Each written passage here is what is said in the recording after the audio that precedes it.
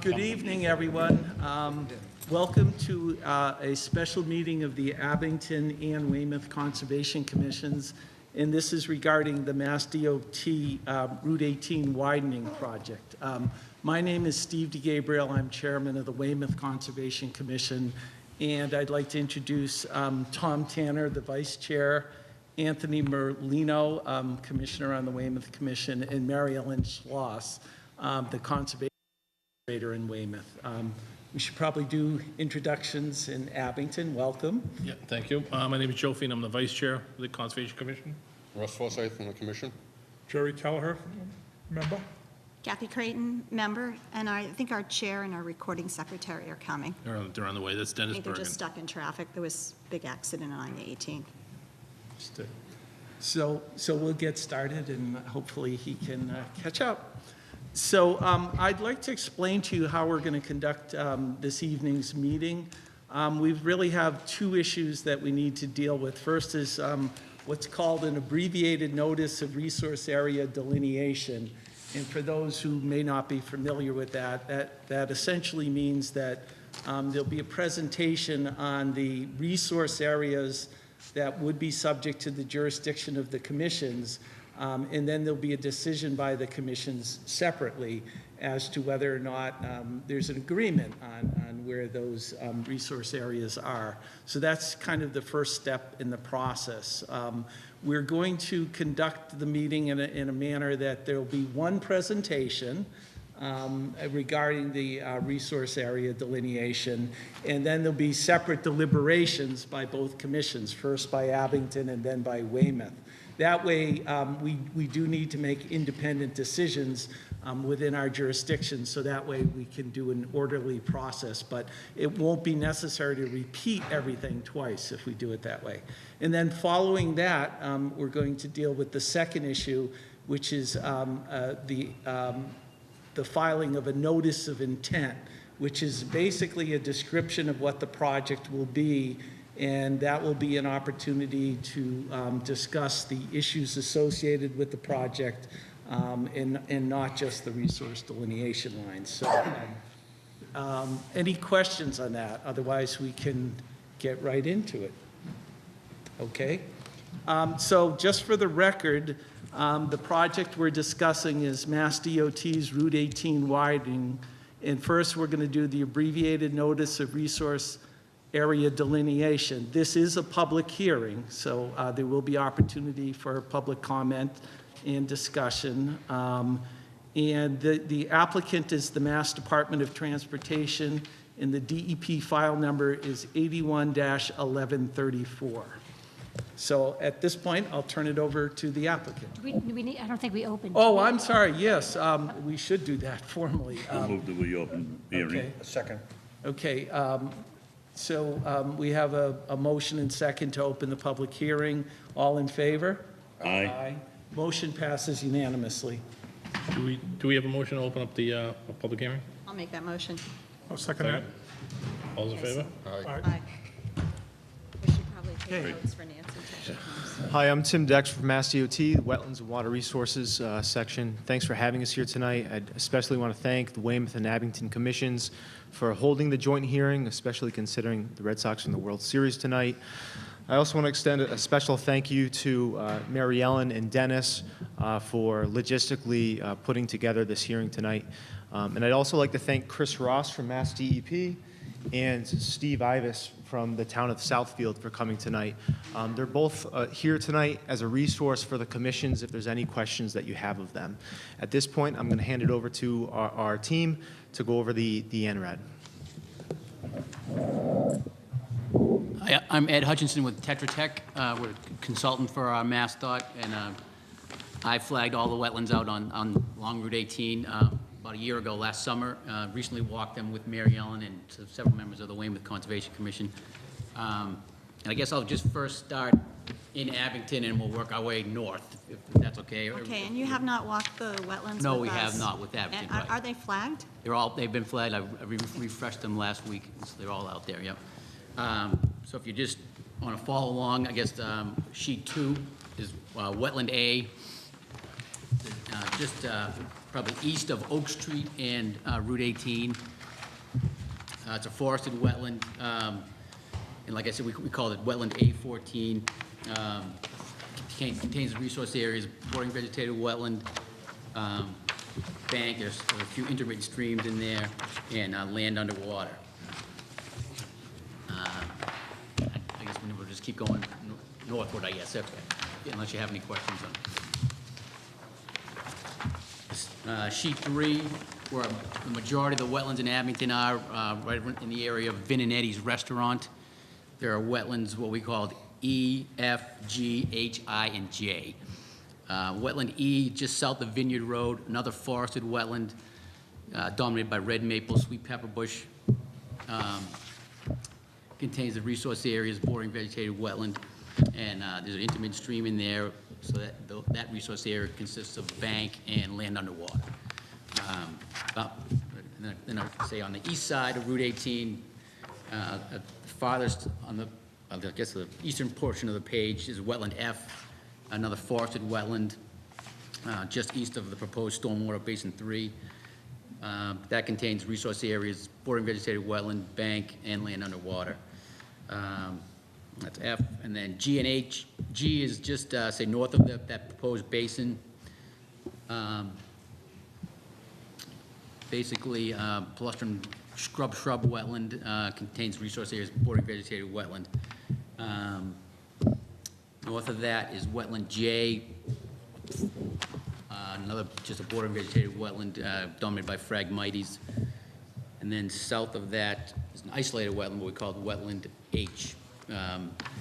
Not jurisdictional under the Wetlands Protection Act, but it's isolated wetland, and we do have to label that and for our 401 water play, sort of that kind of thing. And then across the street behind Vin and Eddie's is a forested wetland.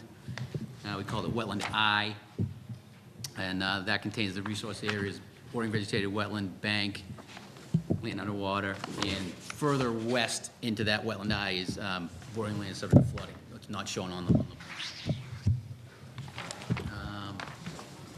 flip the page, again, that's just the extension of wetland I on the north side of Vin and And Eddie's are you showing the FEMA flood map in here or not, the FEMA floodplain? We have used the most recent ones. These pages are too small, so the actual flooding limit in wetland I is further off the page.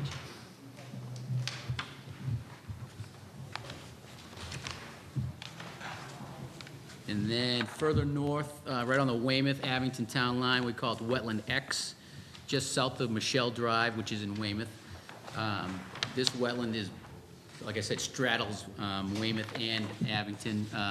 Another bordering vegetated wetland, forested wetland, dominated by red maple and sweet pepper bush. The resource area is bordering vegetated wetland. And those are all of the resource areas in Abington. We have not walked the site with the commission, and I'm sure you'd like to confirm those wetland boundaries. And we'd like to set up a time to do that in the next week or so. Okay. You are going to Oak Street though, right? So it's from 139? It's going to be widened, right? Right around, through? yes, Okay. ma'am.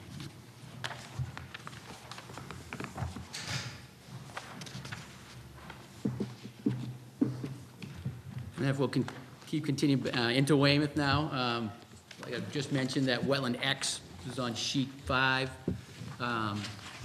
It straddles the Weymouth-Abington town line, bordering vegetated wetland, forested wetland dominated by red maple, just south of Michelle Drive. It's one of the areas where there's going to be some stormwater improvements. It's further back from Route 18, but like I said, just south of Michelle Drive. And I walked all these sites with Mary Ellen on Monday. And as further north, sheet 6 is wetland 24, right next to the dental office on the east side of Route 18. Cluster an emergent wetland dominated by, emergent shrub dominated by Phragmites, a lot of Phragmites in this wetland, and some willow shrubs. As we go further north,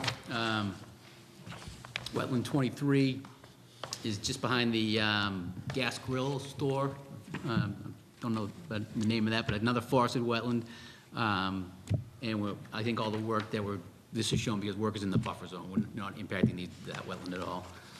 Let me skip to sheet 7. Let's see. I think that's just stormwater improvements, no wetland impact in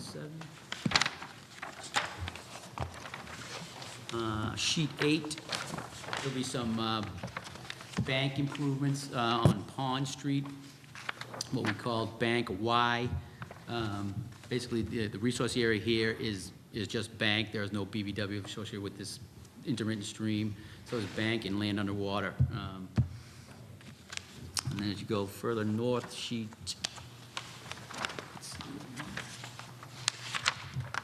9 begins where the temporary bridge is proposed.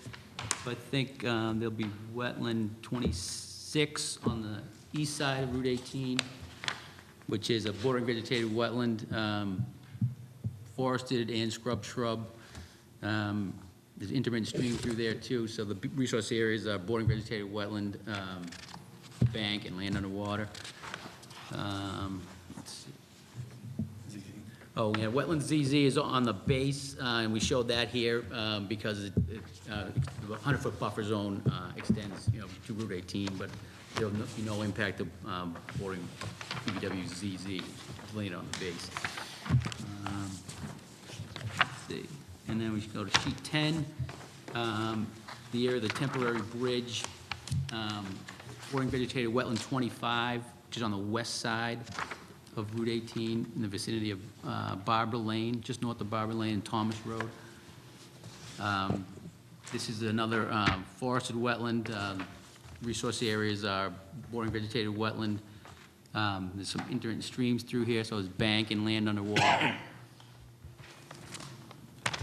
And then just on the west side of the railroad tracks, you can just see the tip of what we call wetland 22. It's isolated wetland 22. Again, not under the jurisdiction of the Wetlands Protection Act, but will be under the core and Section 401 when we have to file those in the future. Let's see.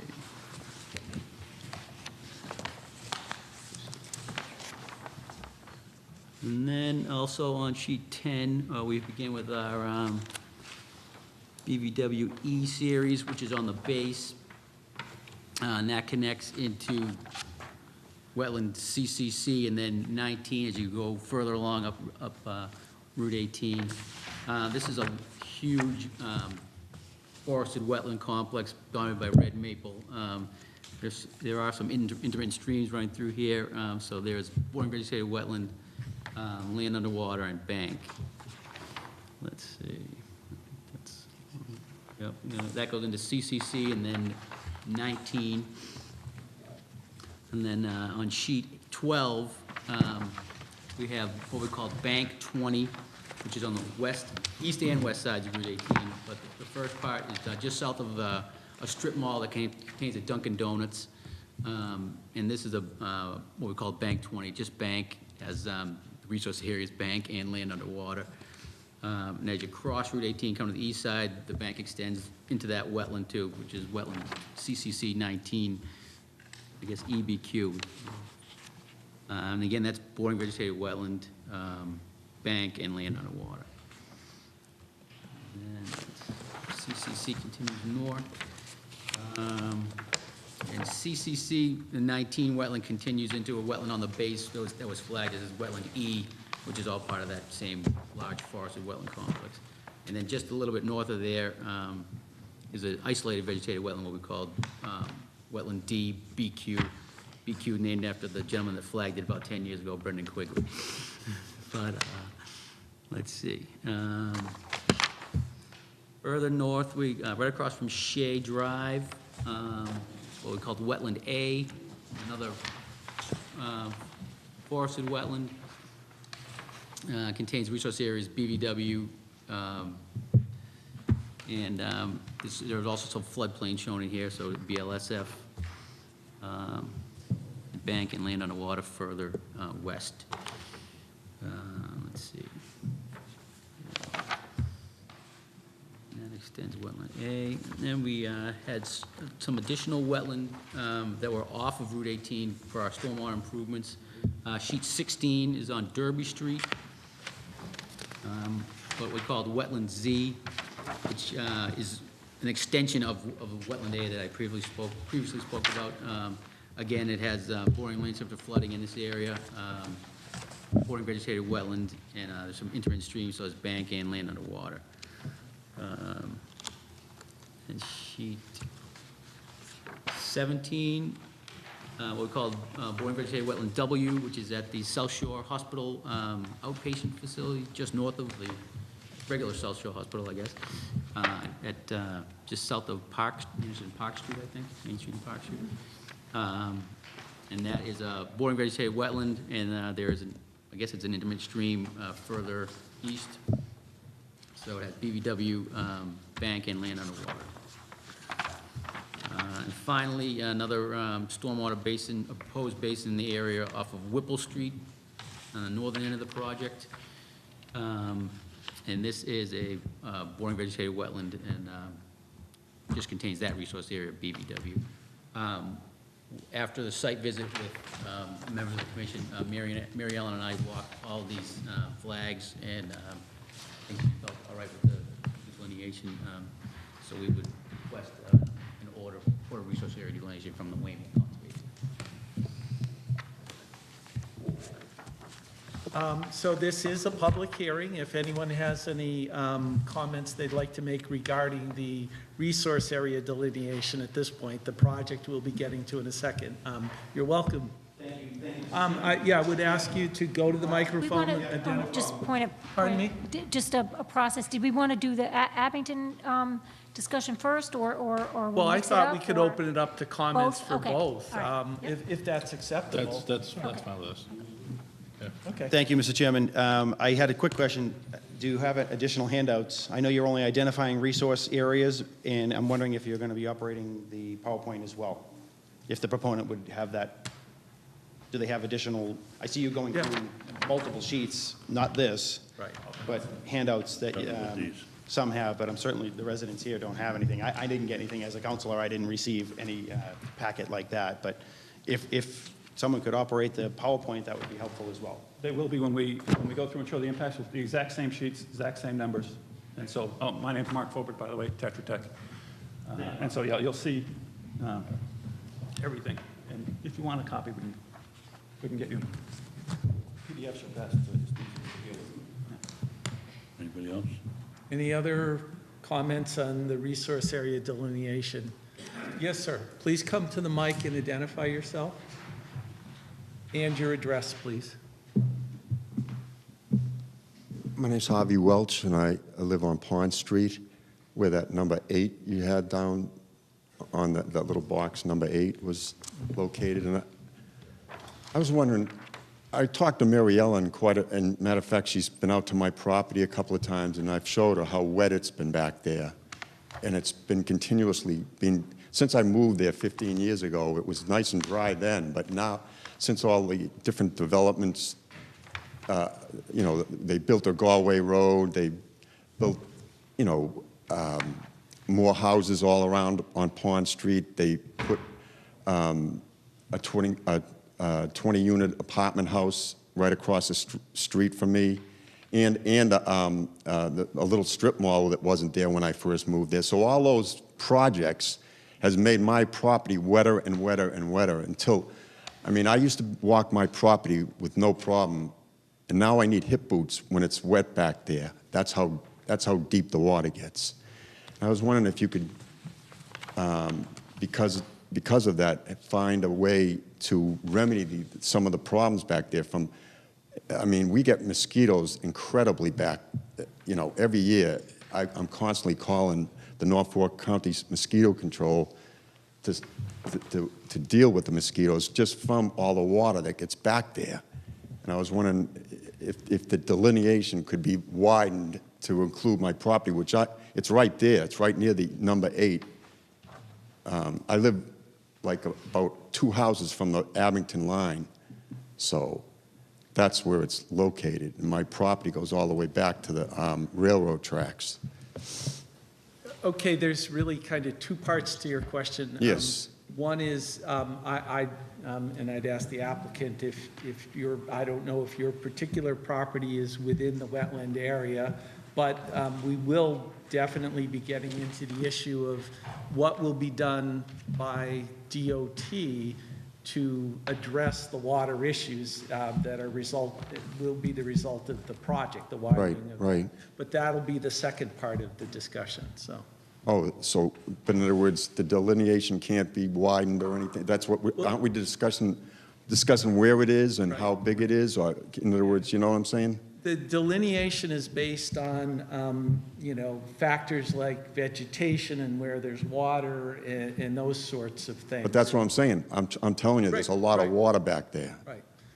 And Mary Ellen, you can attest to that.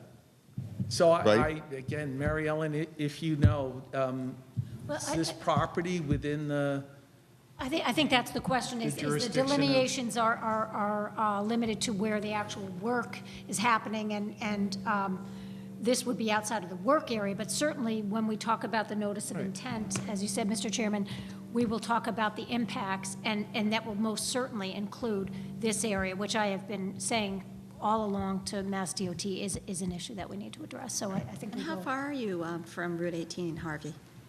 Route 18, Yeah. well, if you go through The the, back of your property, like, is it a couple hundred feet, or is it? if you go through the property that, across the street, it's not a couple hundred feet. I couldn't really tell you exactly in feet. It's okay, don't worry. Yeah, it's hard to, but put it this way, the property that they built a little access road to the, and then they put that 20. I know where it is. Build it 20. It's right on the line, right? Yes, which is right on the line, and that's where my property is, right across the street from it. So that's where my property is located. But this is all contributed to having more water on my property. So I was, we will have an opportunity Okay. to talk about that when we get to the second part of the Okay. meeting. Thank you for your You're welcome. comments, I appreciate it. Is there anyone else who wishes to comment at this time? Again, you'll have more opportunity when we get to the second part. Okay. Then I guess I would turn it over to Abington at this point for you to deliberate, make whatever decisions you think appropriate on the delineation. I think we should set up a site walk, since none of Yes. us have walked the site. So I think we're going to have to work through our chair. We're missing a couple of our members, so, but Saturday mornings early, it usually work for us, if that would work for you guys. Right, wouldn't you guys agree? Yeah. Saturday mornings Yeah. are usually a good time. So maybe in a week or two, because it's a good time to look, too, before all the leaves fall. And if you could just speak with Nancy about that. We'll get in touch with Nancy and Yep. Yeah. follow up on that. Great. Yeah, that would be my comment. I think until we walk it, we're not going to have a lot of comments, Yep. and I think if we see and feel it, it'll be a lot easier. You guys agree? I agree, yeah. And the only other question I had is, did you get a number for this yet? Yes. Okay, and are there any DEP comments? Because I don't think Nancy's not here, so I can't ask her. Ross is here, but I don't think there were any comments on, Okay, thank you. Do we want to, So you're set for now? Okay. Yes. Do you we want need to to continue Do the you hearing? need to continue or Yeah, vote on a continuance? Yeah, do we want to continue it? And Yes. Do we want to, are we going to get the site walk in before our next meeting? Or should we wait 4 weeks? We meet every, We meet every 2 weeks. I'm not sure, Nancy's not here, so we don't have not my phone on me either. We don't have a calendar as far as when our next said meeting he's on is. his, can we postpone our continuation discussion until Dennis comes? Because he should be here, he's coming in for Boston, he might know our next dates. Yeah. So actually, we'll just continue for at least a little We're while. just going to hold off and decide on the date afterwards, and then we'll do our vote. Okay, Does that make sense? perfect. Thank you.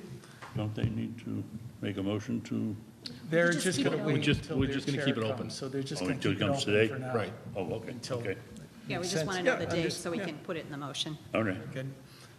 Okay. Regarding the delineation in Weymouth, several of the members of the commission, actually all of us, walked the the various sites along the Route 18 widening project. And Mary Ellen also went back to double-check the locations of the delineation. So I guess I would ask Mary Ellen if you could fill us in on your evaluation. Sure. I reviewed the flags with Ed Hutchinson after the end of our meeting. I didn't have any changes to any of the flag areas. I just, in reviewing the application, I did want to note a couple of things.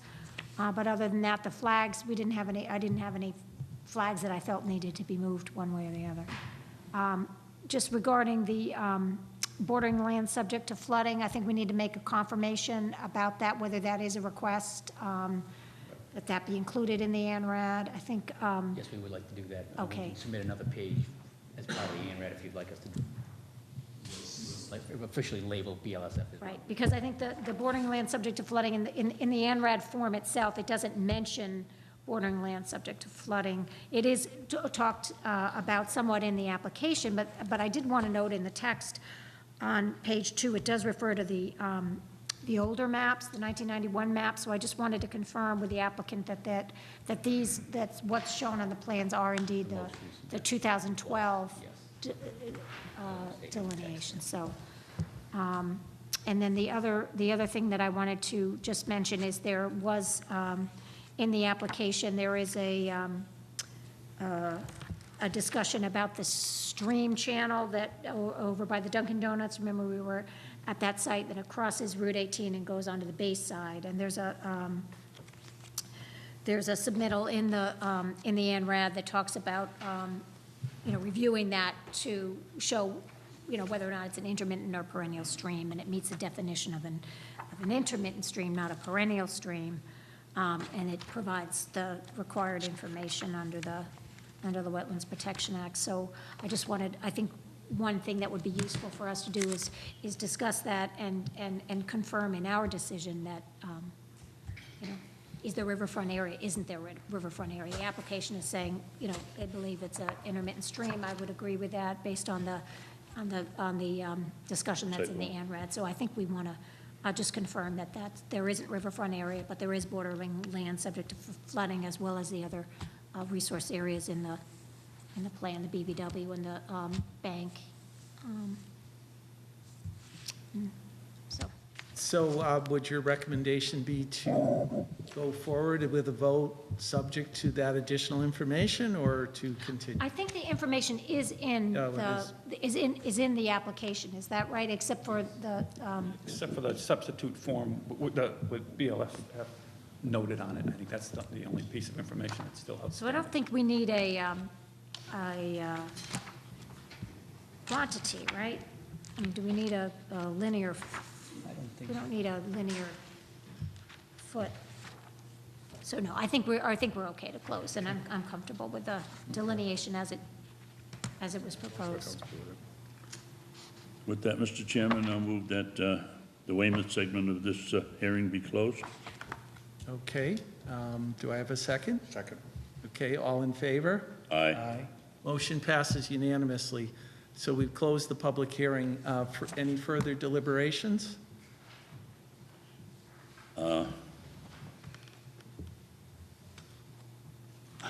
How extensive are we going to be brought up to speed on, especially Derby Street, before the whole project starts really moving?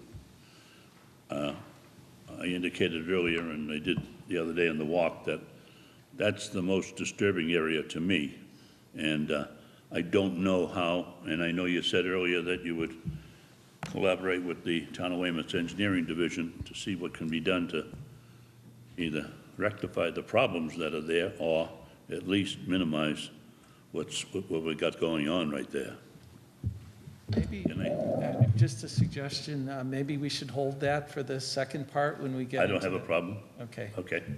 Just so to keep it clean, so because we haven't Fine. had the presentation on the, so for the public also, it'd be good to have them understand what's going to happen at Derby Street before we get into that.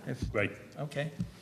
Any other discussion regarding the delineation? Nope. Okay. Then I would entertain a motion to accept the abbreviated notice of resource area delineation. So moved. Okay, all in favor? Aye. Motion passes unanimously. Okay, so this concludes this part of the first part of our business this evening, which is this resource delineation. And we're going to hold it open for Abington to make a decision on what to do until later this evening. And Weymouth has approved essentially the resource lines for the project. So now we'll move to the second part of our business, which is, again, the Route 18 widening. It's the notice of intent, which is the actual work that will be done. And this is a public hearing. The applicant is the Mass Department of Transportation, and the DEP file number is 81-1135. So I entertain a motion to open the public hearing. So moved. Second. Meetings All open in at the same favor? time? Aye. We have two meetings open at the same time. 2 open meetings? Can we have two? Yeah. Okay, Yeah, we just move on. okay. So, We just have to decide by the end of the night. so does somebody want to make a motion to, open the public meeting for the notice of intent? Oh, sure. Oh, yes, I'll make that motion. Okay. Second. Second? All in favor? Aye. Aye. Okay. Hello, my name is Mark Fobert with Tetra Tech, representing Mass DOT. We have a PowerPoint show tonight, which hopefully answers most of the questions. Mark, let me ask you to just raise your volume a bit. Yep, that's fine. I'm looking that way, talking this way, I'd say. We have the project limits. The northern project limit is Charmata Road, located here. Southern project limit, located in Abington, is approximately Route 139.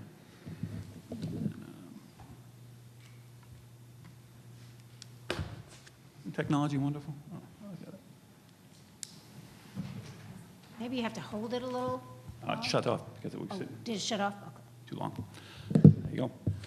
Okay, there have been 5 intersection improvement projects completed within the project corridor: Randolph Street, also known as Route 139, Pond and Pleasant Street, Columbian Street, Middle and West, and Park Ave. Those are the places where the projects have been expanded to 4 lanes.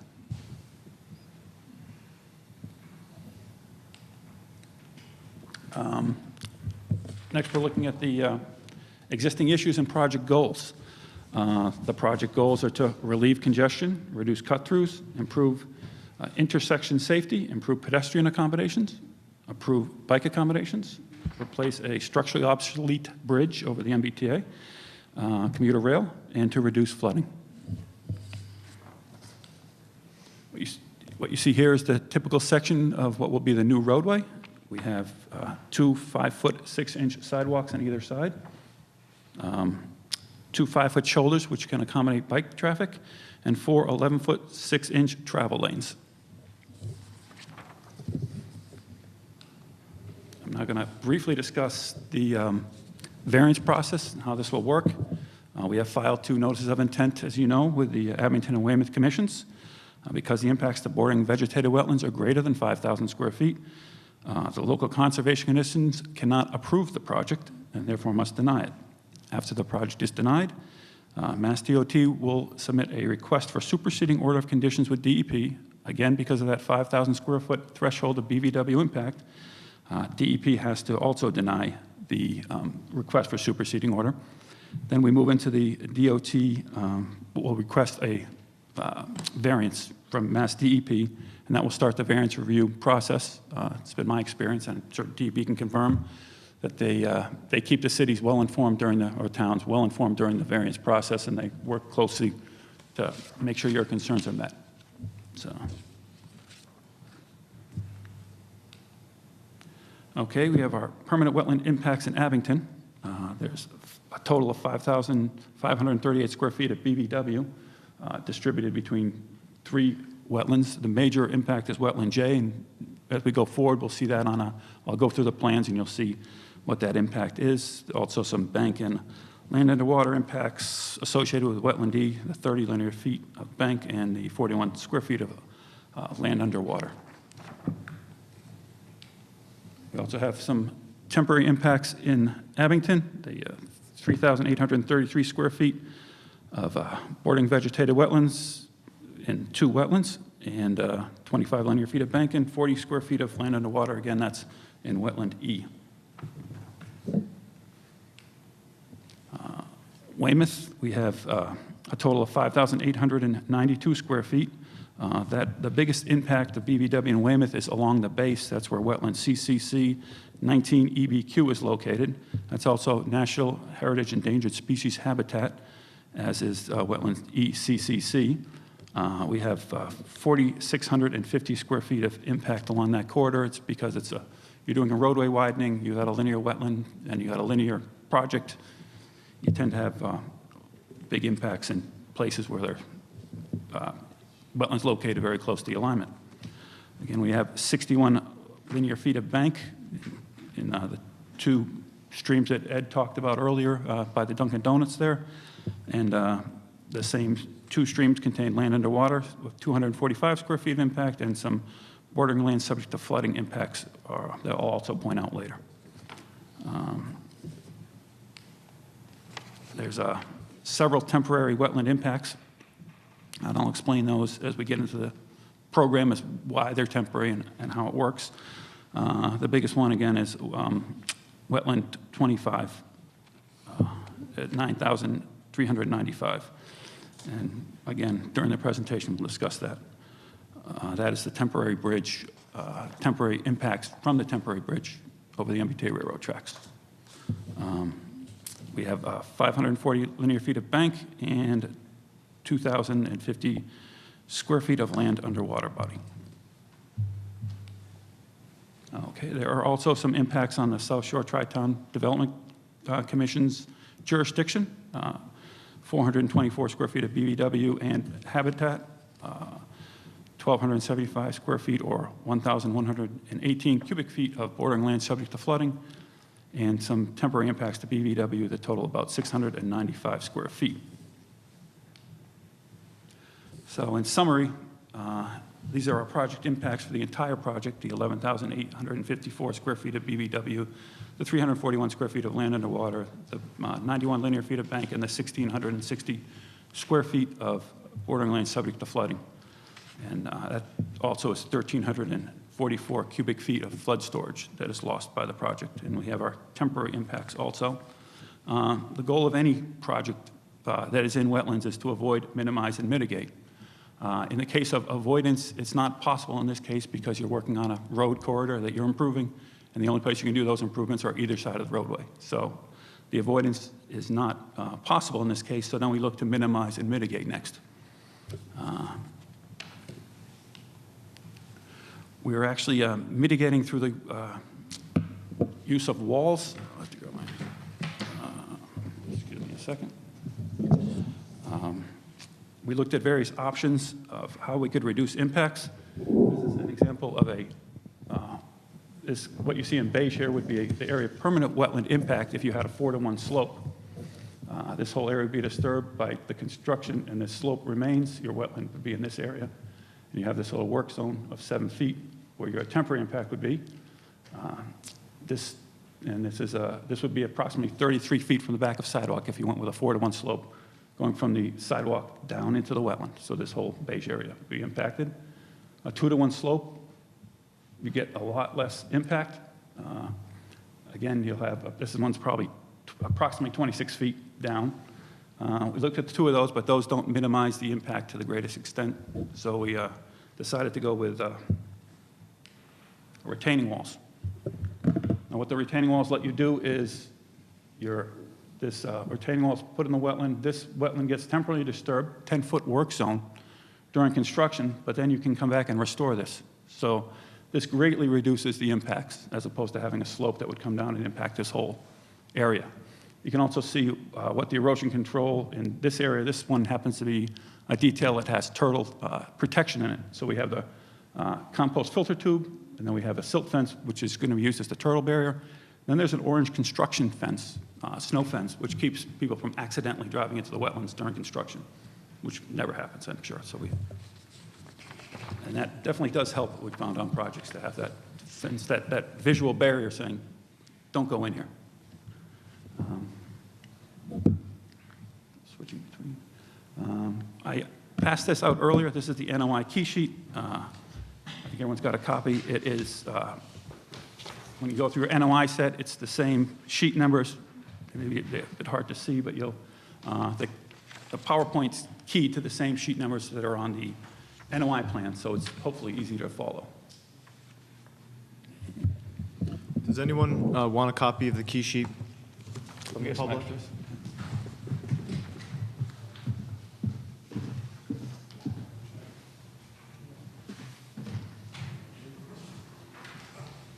So we're going to start at the bottom of the key sheet. I think it's on figure 2, which is your NOI sheet 2, BVWA. You can see in green here is the buffer zone. The purple is the wetland.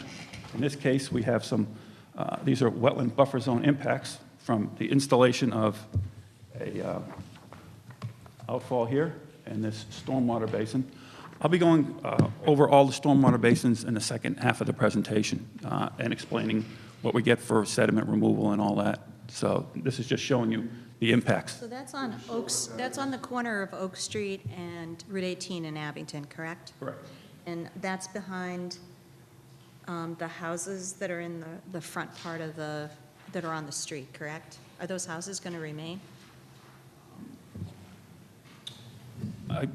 Brian Ackley's here from our office also. He's the engineer. I think he can probably answer that a little better. I believe that they are. I think, excuse me, Could you yeah, I think- please Gotta use get the the mic. microphone?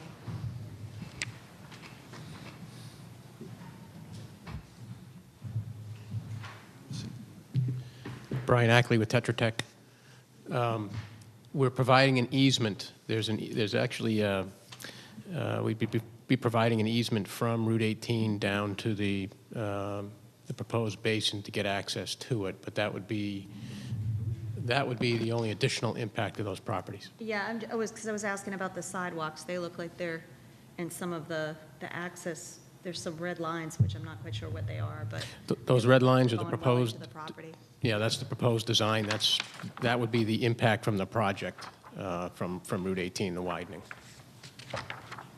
And so this is, the water's going to drain down here and go into the stormwater basin is the intent, or how's that This one work? does not go into stormwater basin. This one, Okay. Yeah, there'll be pipes that will be underground, and that will feed into the basin, and then it will outlet into the wetland. And are there sidewalks all the way down Route 18? Like, are we getting sidewalks on both sides of the street? Yes. And you know, and I have to say that in Abington, I'm not sure that you have done any kind of public meeting at this point, so it's the first time probably many of us have heard it in person. So that's why I'm asking the questions that certainly. seem basic. Yeah, there are wetlands on both, sidewalks on both sides. And bike path on both Yeah, sides. That's that- actually good news. the so profile thank you saw earlier, that cross-section is what will be along the entire project, the 2 sidewalks with the accommodations for bikes and the 5-foot The shoulder. accommodation of the bikes is in the shoulders. Okay, yeah, I understand. And again, I'll be going into detail of the storm drainage system. I understand. I but just that's fine. wanted to No, make it's sure I knew where you were, that what I was No looking problem. at. Yeah, it's, with the linear projects, it's a little tough. That's why I handed out that sheet. Hopefully it helps a little, but It it does is a tough when little, we but jump just around too, because there's gaps where there's no wetlands, and so you're jumping between sheets, and all of a sudden you're on the other side of town. So we'll go to, this is the wetland impacts in Abington. This is your NOI sheet 2. So if you have your NOI set 2, you can look at it. It's the same number. So if you go to NOI sheet 3, you'll see the same thing. You'll see the plan. You won't see the one with the air photo in the back. I thought the air photo might help out orienting people to where they are in the world. And so for this one, we So have this the, is past, it's right near Vineyard, it's on, by Vineyard Road, yes, across the street where the storm basin is. And is- there's a wetland across the street. this is Vineyard Road, yes. Yeah. And that's a wetland BVWE. As you can see, this is the linear impact we were talking about. The blue is the permanent impact on the screen, and then the yellow is the temporary impact. That's the 10-foot work zone to install that wall that's going in place here. And so there's also an outfall being constructed here with a riprap apron for scour protection. And so that happens that all the outlets get protected so that it doesn't scour out. We're not allowed to scour under the Wetlands Protection Act. And you're aware that there's a pipe that goes underground from the Vin and Eddie's area and that wetland over here across the street to I think what I call the Gioso property? Yes. Okay. Because that's caused a lot of flooding issues when it clogs in the neighborhoods. And so, and then we have, the, this big is one of the larger impacts in, no, actually, it's not that one. Over here is a large one, but Abington, you've got the 329 square feet of the impact from permanent roadway widening and the 2,153 for the temporary work zone. Then you have your impacts over here from the riprap apron and a bit from the roadway widening. The other side of the road, the same thing. You got the roadway widening in blue where it's impacting, and then the yellow is the temporary impact, and this basin, I'll describe later how it works. BVWJ is here. It's also on the next slide because it is the most significant impact in Abington. BVWJ, it's 4,133 square feet of permanent wetland impact. The reason that one is so big is that, as you can see by these red lines, the entire wetland is located in the right-of-way. So there's no way you could put a wall in to reduce the impact. It wouldn't do you any good. The walls do cost more than the 2-to-1 slopes do. So there's no reason to have a wall here because you can't save any of the wetland. So that's why the impact is so big. This represents about 75% of the permanent BVW wetland impact in Abington.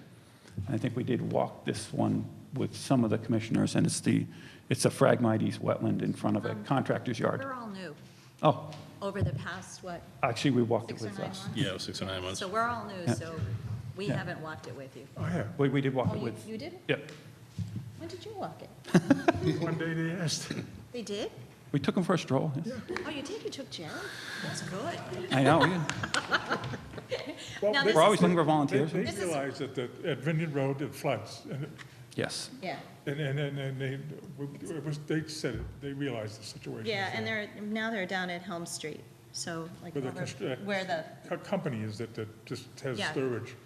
they're still on that's still the Gioso property, I think, into the battlefield Yes. card Yep. where the kids all go. So again, you have your buffer zone here, so there's some buffer zone impacts also. So that's wetland J, and that's the most significant impact in Abington. Coordination. Now we're up to NOI sheet number 5. You can see here you've got the town line between Abington and Weymouth. This impact is actually in Weymouth, so up to sheet, the sheets 2 through 5 were Abington wetlands and impacts, and now we're going to move on to Weymouth, if that's okay with everyone. So we have right here, we're putting in a outlet with a sediment trap, and this is a impact to BVW. You can see the BVW line, all that work's contained within the BVW within the buffer zone. I'm sorry about that. We'd be in trouble if it was in the BVW. So this is all buffer zone work right next to that BVWX. And we'll go to that.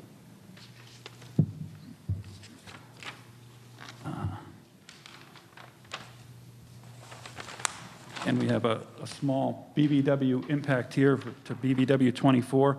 That's a 41 square feet, and that's again the work zone a temporary work zone to install the wall. And there's a little bit of buffer zone over here. You can see that some of the roadway widening is in the buffer zone. That was NOI sheet 6. What road is that? The bottom of 18 right there. Can you say what that road is? That's Eugene Way. Okay. It's Eugene Way right here.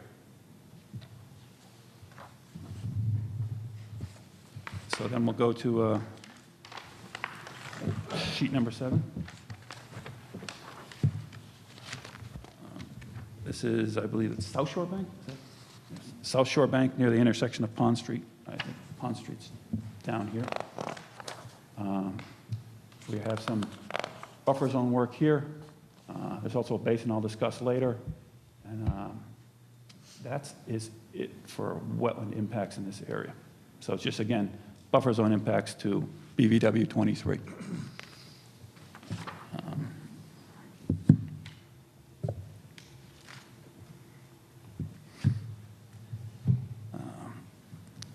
We have, we're putting in a new outlet here. This is Pond Street.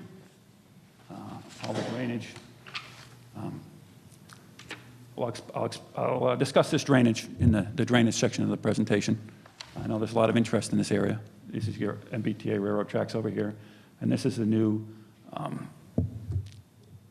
outfall we're rebuilding, putting in scour protection and things like that, and cleaning it up a bit. So, and I'll describe that a little more in detail shortly.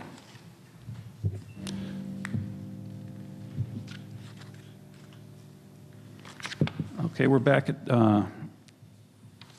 this is, we have the MBTA railroad tracks here.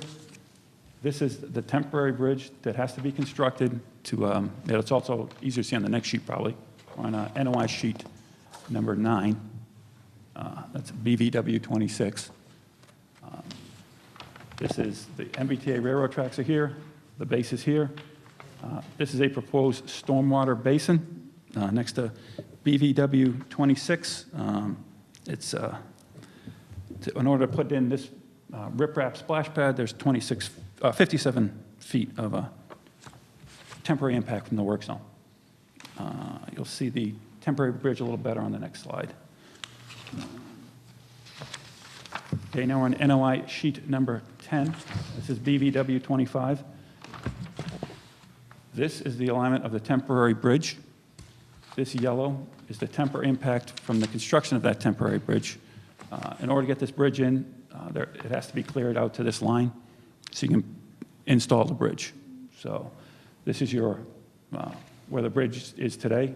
In order to rebuild this bridge, we have to move traffic over to here, build a bridge, and then bring traffic back to here. And this is, again, going over the MBTA railroad tracks. Why can't you go the other side? We could discuss that. That's a big discussion. It is.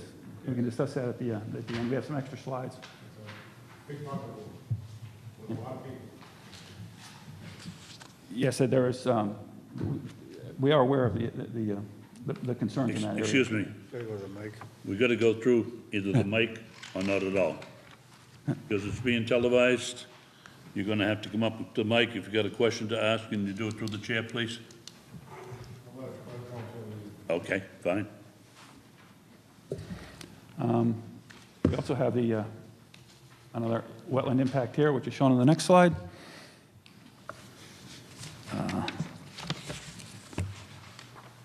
This is this wetland. This is the where the temporary bridge rejoins the main line. Right in here, you have South Shore Tri-Town Development Commission's jurisdiction between these two purple lines. So this impact area in here is actually in South Shore's jurisdiction.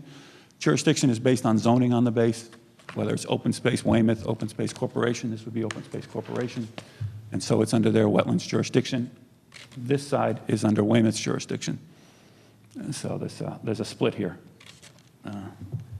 And so for in the Weymouth portion of it, we have a 362 square feet of permanent bridge impact from the building the approach to this bridge.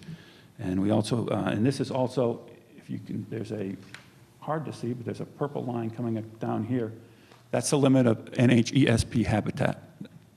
And so these BVWs in this area is also an impact to National Heritage Endangered Species habitat. Again, we have the 362 square feet of permanent for the bridge approach and 1,770 square feet for the work zone for the bridge. And the 424 permanent bridge in this area is the base. And also 635 square feet of temporary work zone also in yellow.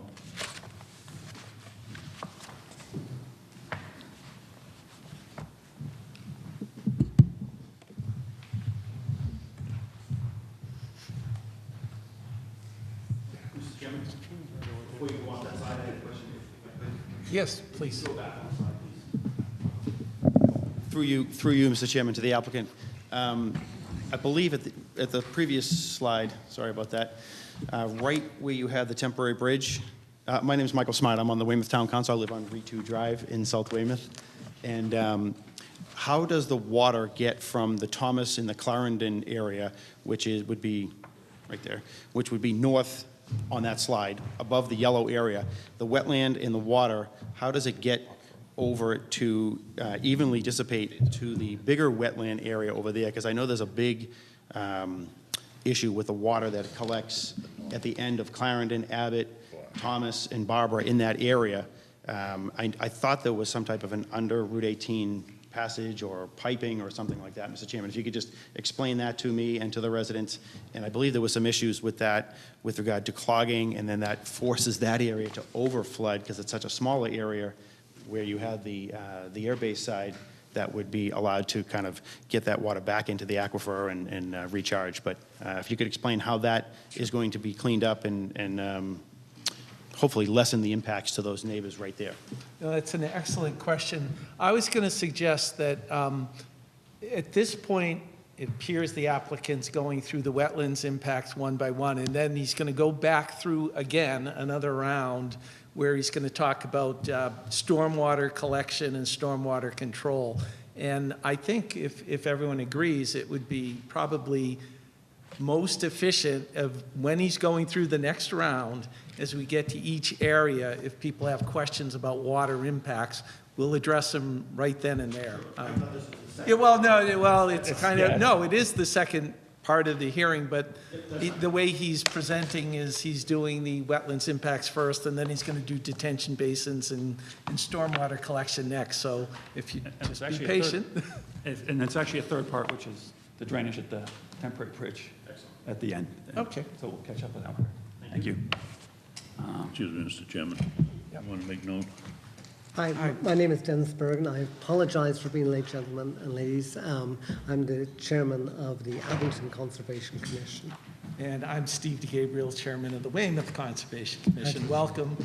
We're glad you're here. We're in the notice of intent discussion at this point, and probably at the conclusion of that, we'll go back to the abbreviated notice of resource area delineation for Abington. That's wonderful. Thank you very much. Thanks. Thank you, sir. Yeah, okay. All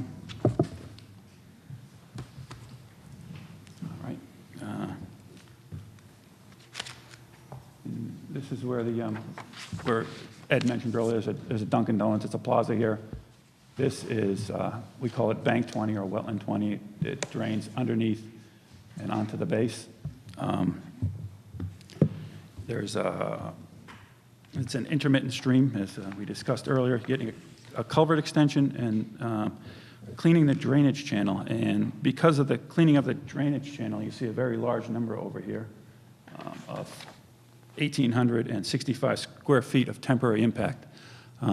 That impact was based on impacting the entire river through cleaning. When we were out in the field the other day, we did get a chance to sit there with Mary Ellen and a few of the other commissioners and look through and see that there's some selective removal that can be done of tires, endangered Dunkin' Donuts cups, a few other things in that area, some tree trunks, things that are obstructing the flow there. And so we're going to propose to clean that. And so that the 1,865 square feet would be based on the whole thing being disturbed. We expect it to be much less than that. And that's the same thing with the 395 linear feet of bank disturbance. That's much greater than we would expect, because we'd be, as we were talking earlier, be picking things out judiciously with the proper equipment as to not have to disturb the bank too much. There would have to be some removal of vegetation so you could get something in there to pick whatever the debris is out. But I think at the end it's a benefit to have things flow a lot better in this area. So this, once again, goes underneath, and again, this is endangered species habitat along this run. This is a bank in here. We're also doing another outfall improvement. It's widening out the roadway and putting the scour protection in here. The scour protection on this one too. That's the permanent impact over there. This is one of the bigger impacts in Weymouth again, because it's a long linear wetland where we're doing the widening. As you can see, the blue, there's a significant amount of impact to BVW in this area. It's a 4,295 square feet of BVW. And also, along with that, it's a very wide 10-foot work zone. You see here in yellow, which is the 4,039 square feet of temporary work zone. And a portion of that work zone is also in South Shore's jurisdiction when it takes the corner here. This impact actually continues to the next sheet, and I believe the end of this piece is in South Shore's jurisdiction. And so that is the end of that impact to its wetland BVW CCC 19 EBQ. Some of the names we inherited from the base. We updated the wetlands, but the names are a little more complicated because they had about 25 miles of wetland delineations to do. So that's why some of these are a little more involved than just saying wetland 29 or whatever we had. Mr. Chairman, can I ask a question? Just on sheet 12, is that, can you just confirm the jurisdiction there for us? The one you just, on the east side of the roadway?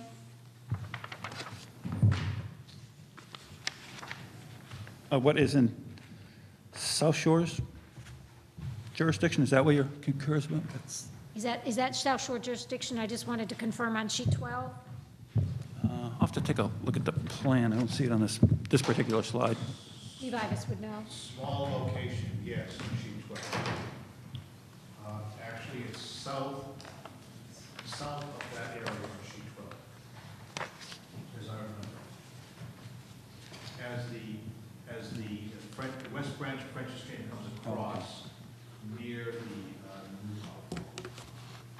So it looks like from the plans, there's just a small amount of impact in South Shore Tri-Town, 424 square feet, but the Weymouth permanent area is, right, 4,850. So that's got to be mostly Weymouth, except for just where the stream comes across, right? That's correct. That's correct. I just don't see a line there. In some of these other ones, there was a jurisdictional line, but there must be a line there just north of the stream. There were parallel lines on the plan that went up and down this plan on sheet 12. It's not shown on sheet Or maybe, is it underneath the, maybe it's underneath all the hatching. I have to go back and look at the zoning now, but, okay, this has clarified it somewhat. Thank you.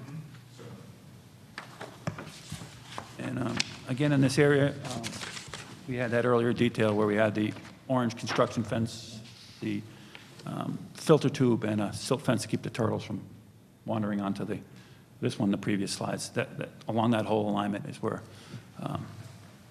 most of the wetlands occur, impacts occur, and most of the wetlands occur also. We're now at the, this is Shea Memorial Drive here. There is a ditch here that was created that is going to be filled. This happens to be in the bordering land subject to flooding area. Get to the slide. Yep. There's a BLS impacts here of 1,118 cubic feet. There's also a little BVW impact here. Bordering land subject to flooding impact, I'm sorry.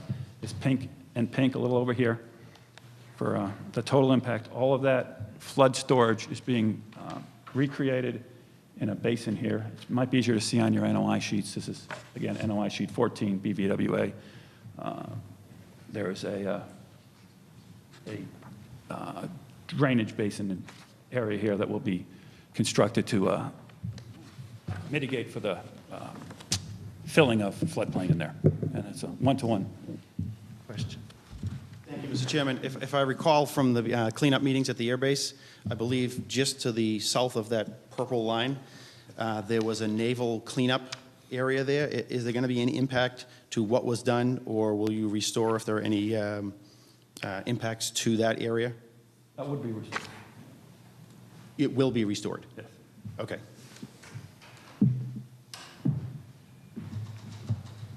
Okay, so then we have across the street, so this is where our BLSF mitigation is. Over here we have some BVW, this is wetland A. Again, you have a culvert that's being rebuilt here. You'll have some a new riprap apron. You've got roadway widening in this area. That's what the area in blue is, all that impact. Then you have the work zone going along the edge of the roadway here. And on to the next slide. That is there's 443 square feet just from the roadway widening in here of BVW impact, and 334 square feet for the a riprap apron that has to be placed in here. And you'll see that continuing onto this slide. Again, the yellow being the temporary work zone to put in the wall, and the blue area, the permanent, being limited by that wall being reduced, the impacts in that area. And that is BVW, that's sheet NOI 15. We're next going to go up to Derby Street, which I know there's quite a bit of discussion about that. I'll cover the drainage portion of it, but there is some, I think, Mary Ellen, we've been having impacts back and forth on how to do some improvements in this area to make it a little better from a wetland standpoint. And so what we came up with is in this area, doing some stabilizing the area with some coir fiber mats and planting some live stakes that will grow into trees. And this is buffer zone work. If we go to the next slide, you can see a detail of what that will look like. You've got your coir mat here in brown. You'll do some plantings underneath that, which we'll plant through, and you'll have these live stakes, which are, what do we have? Dogwood, willow, and northern arrowwood live stakes, which will grow up, and this will stabilize the bank, which I know is a big issue in this area. I know we talked about it earlier. This will not relieve that outfall problem where the outfall is completely buried. I think we're going to have further discussions on that issue. And so this detail and this work is also being done at the South Shore Hospital. Again, it's another bank that's in pretty rough shape that we can come in and do these coir fiber mats, stabilize the embankments, do some wetland plantings, and plant some live stakes so you get some trees and growing in there also. I don't know, Tim, you want anything else in there? Yeah, what we'll do, I think, we'll continue the Derby Street conversation once we get to the stormwater design. Okay. Okay. So again, we jump to South Shore Hospital, which is NOI sheet 17, BVWW, yeah. We have a stormwater basin here. This is that stabilized area with the coir fiber mats. This is in pretty rough shape back here. I know when we took a walk, the bank's not in the best of shape. And this treatment hopefully will be a great improvement in this area. And the same thing with the live stakes and the coir mat and the seeding it with vegetated with a wetland mix. And again, we'll talk drainage in the next segment. And this is nothing. We're saying might be easier to have one remote. Sorry. This is a wetland buffer zone impact. NOI sheet 18, BVWV. This is Whipple Street up here, Route 18 over here. And this is a stormwater basin. Again, this is just pointing out there's your BVW and there's your buffer zone coming through here. So this is buffer zone work. And I'll talk about mitigation, then we'll go to the stormwater, and then we'll go back to the bridge, the temporary bridge, to see how that's going to work. Okay. So we have a single mitigation area proposed on the base in what is Abington. This is the town line here. Abington line. This is Weymouth in this area, Abington in this area, Rockland in this area. That is the proposed mitigation. It's near the end of the runway. This area is previously disturbed. When they were constructing their base, they were very efficient at pushing wetlands out of the way. And they ended up filling the area.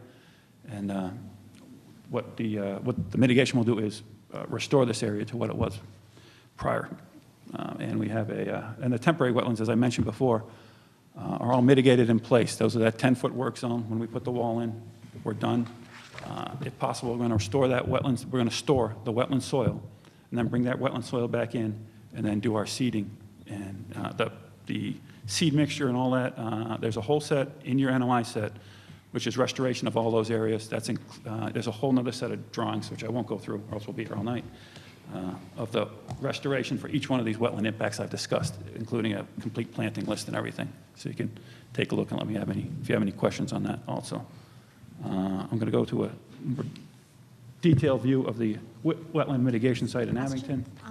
I'd like to know, why did you choose to combine all the mitigation impacts and put them in a spot that is outside of all the drainage basins out there?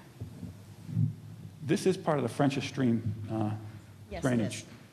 basin, so, and we're restricted where we could put things on the base to I guess I'm asking, non-development why did you areas. pick the base? Like, why didn't you mitigate in place? I mean, there must be a reason you decided to take all of the Weymouth and Abington impacts and do them in one spot. Why? Well, because there's a linear corridor and there's very little opportunity to find a large contiguous area. You can do a wetland restoration project. I think hopefully that's what you were asking. And that's what I'm asking. Yeah. I'm trying to understand, because I don't think I've seen that long of a corridor restored in one spot before. Right, and You come from Abington, which is kind of small, but Right. most of our restoration have been fairly near the wetland that was impacted. And this seems, it is removed from Route 18. It's a nice spot to do it in. I'm not Right, and it was- necessarily disagreeing. I'm just trying to understand your thoughts and understand why it's there.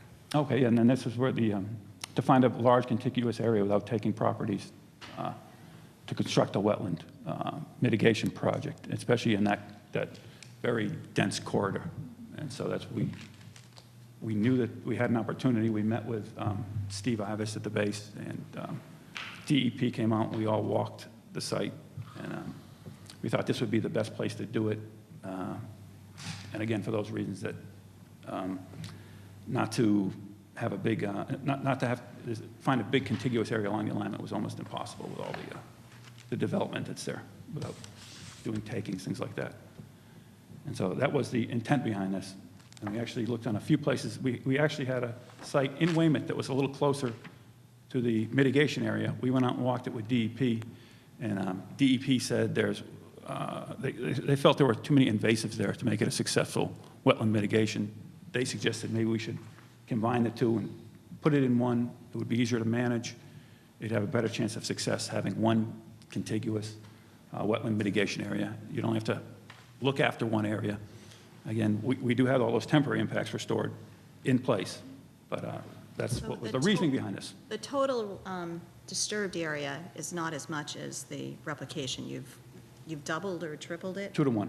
2 to 1? It's a 2 to 1 mitigation ratio, and here it's, I believe it's 31,000 square feet of mitigation, 30,000 square feet of mitigation area, with the yellow being a shrub forest, scrub habitat.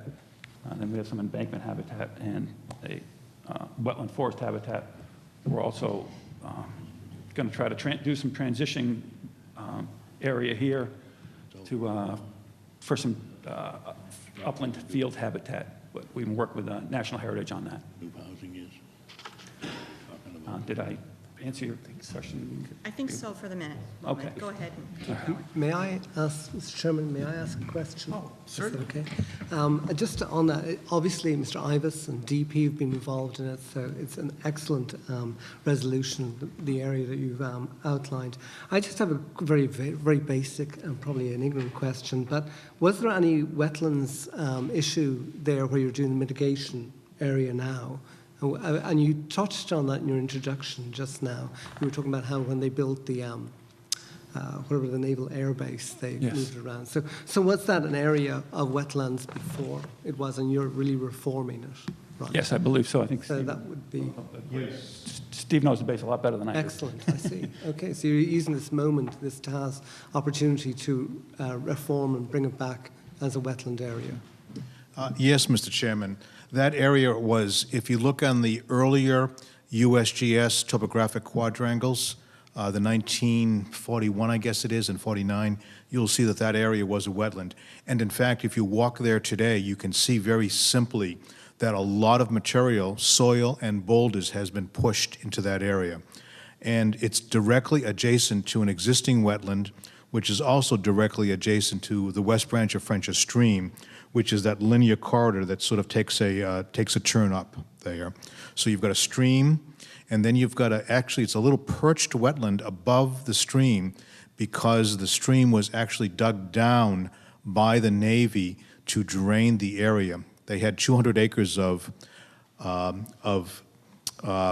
airfield and concrete, and bituminous concrete air runways, so they wanted to get the water off the runways as fast as possible. So they dug a lot of large ditches, and basically French's Stream is existing in that ditch, probably about somewhere between 5 and 10 feet below the surface of that wetland that's existing there on the property as well. Excellent. And there has been some work by Tetra Tech Rizzo to drop and look at the monitoring well work, to look at groundwater levels in the area of the wetland mitigation to make sure that they can get to the groundwater. That's the most important thing when you actually develop a mitigation area.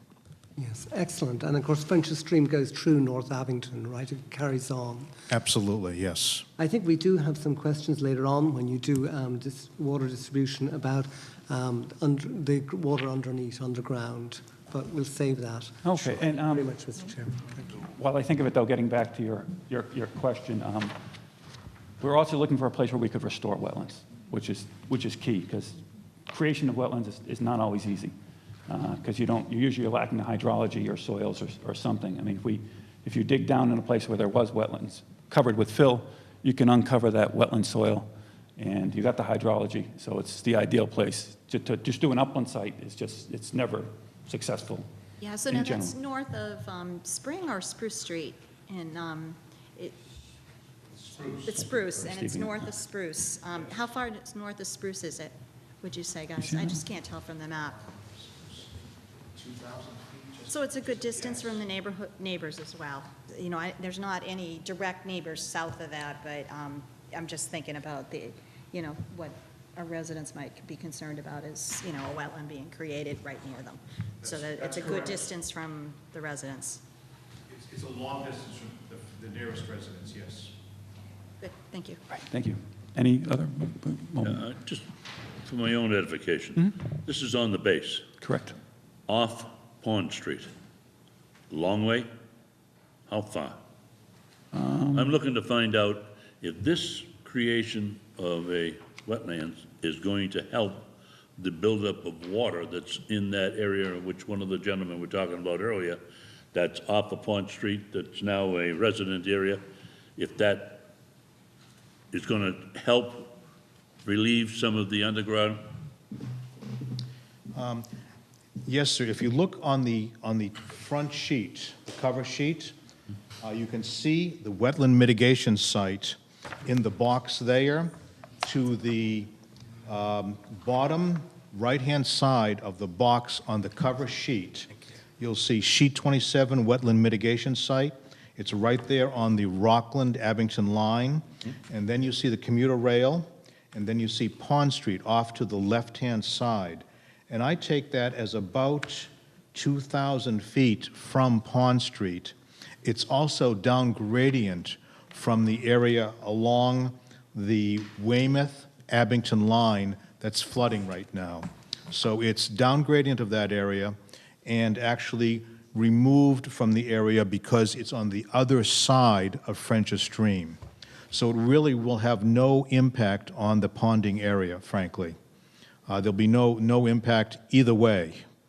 of the There'll be no mitigation. relief either. No improvement or, No improvement or no problems either. It won't create any other problems. That's correct. Okay. Thank you. Certainly. Yes, sir. Yeah, that's actually Adams Street that you're talking about, if you're talking about right over towards, this is Pond, it ends at, Pond Street ends at the Weymouth line. Right. That's Adams Street, and so that's what you were talking about, so Pond Street's quite a ways away from that. That's correct. And the intersection of Adams and Pond is also quite a ways away, yes.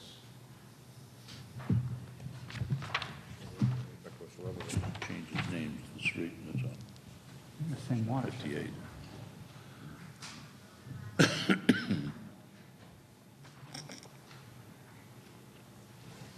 And so we're moving along to stormwater. I know everyone's very interested, but So just for everybody, this, as we go through this time, when we get to the area, if you have particular concerns about an area with either the flow or flooding or whatever, this is the time to zero in on it and ask your questions. So just so, don't have to wait for another round. right, and the bridge will be, I know the temporary bridge, it is a Yeah, little and- later, right after this. They're also going to this do the piece. temporary bridge at the end, which is a significant impact on one particular residential area. So we'll do that as well, so. So we have,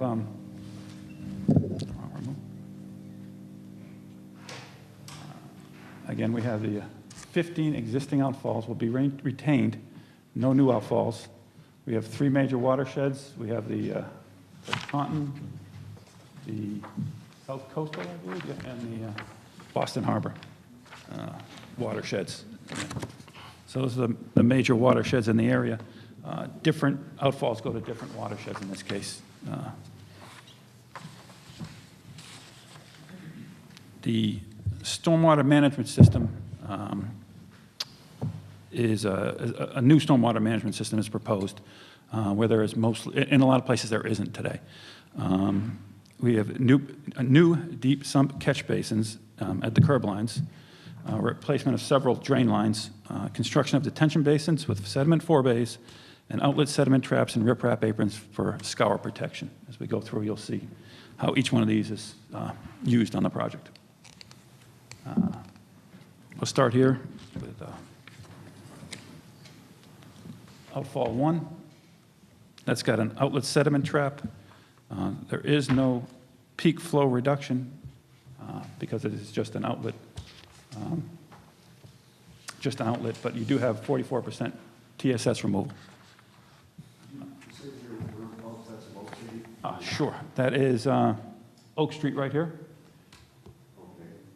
And Bedford Street, or Route 18, and this is in Abington. So we have an outlet sediment trap, and then over here we have a detention basin in yellow with a sediment forebay. The sediment forebay collects the sediment. It can be cleaned out, which helps it function as a whole much better than just having the detention basin there, and it's easier to maintain. There's a 46% peak flow reduction with 44% TSS removal because of this combination. So there's 2 discharges coming from the roadway that are being directed to the same location, general location. And can I ask just a general question, because I don't understand your process yet? Yep. Are we the only board you're going to visit in Abington, the Conservation Board? I believe so. Yes, I can't think of any other. I'd like to suggest to you and the rest of the board that we perhaps have you guys to go give this presentation in Abington, or if we can borrow this tape and put it on in Abington, just because I think I'd like the public to know what you guys are doing.